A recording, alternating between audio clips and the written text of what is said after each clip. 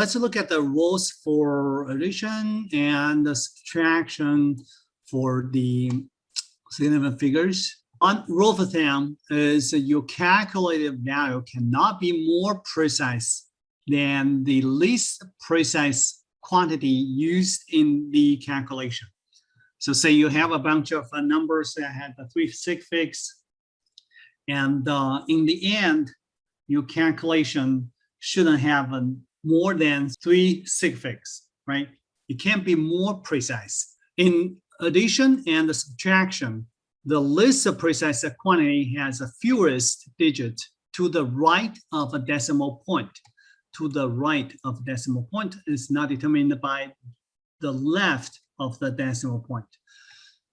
So your calculated value will have the same number of digits, not sig figs, same number of digits to the right of a decimal point as that of the least precise quantity.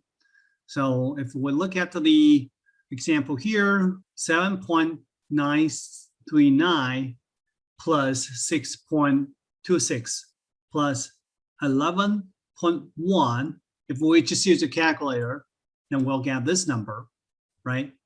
And what's the correct number if we apply the sig fig rules? The answer is limited by the least precise quantity in the equation, which is 11.1, right? It only has one number, one digit to the right of a decimal point. The final answer for this one, we round up as 25.3. For the rule for multiplication and division, the number of sig figs in the final calculated value will be the same as the quantity with the fewest number of sig figs used in the calculation. Remember here, in multiplication and the division, that has nothing to do with the decimal point. In the addition subtraction, the position of the decimal point is very important. However, in multiplication and division, the final result of sig figs has nothing to do with the decimal point anymore. So let's look at the one case here. I have a 27.2 times 15.63 divided by 1.846. And that's the calculator will spit out. And what's the final answer if we apply the sig fig rules? It should be 230 because we, if we look at the number of sig figs, the 27.2 has 3, and this one has 4, this one has 4. So in the end, the number of sig figs is limited by the quantity with the fewest number of sig figs, that's 27.2. So in the end, 230, and we can write that as 2.30.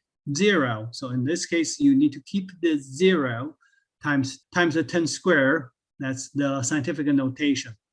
Well, when we have a combined addition, subtraction, and multiplication and the division, then we usually first apply the rules for addition, subtraction, and then apply the rules of multiplication and division. So here is one example. If we have a 10.25 minus 10.00 times 12.25 here. If you look at 10.25 minus 10.00 here, they'll give us what value? They'll give us 0.25, right? 0.25, how many sig figs in there? So there'll be only 2 for 0.25. 2 sig fig times a number with 4 sig figs, they'll give us the answer of 2 sig figs, correct? So in the end, my answer will be 3.1. Okay, so we reviewed this one. In this one, we use the rule of subtraction and addition, and then we look at the place of a decimal point. And in the end, even though all these numbers are 4 sig figs, and in the end, the final answer for this, the problem 1 is only 3 sig figs.